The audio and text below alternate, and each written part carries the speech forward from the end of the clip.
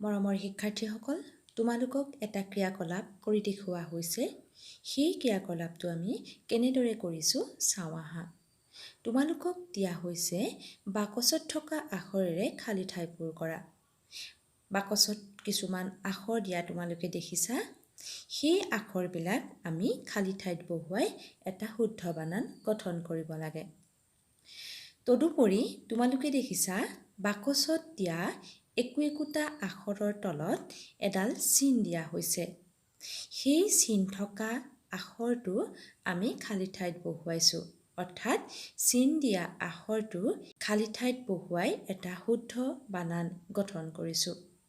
শিক্ষাৰ্থীসকল, তোমালোকে আপোন পাঠত থকা যিবিলাক বানান সেইবিলাক পঢ়িবা, যাতে আমি এনেধৰণৰ ক্ৰিয়াকলাপসমূহ সুন্দৰকৈ কৰিব পাৰোঁ।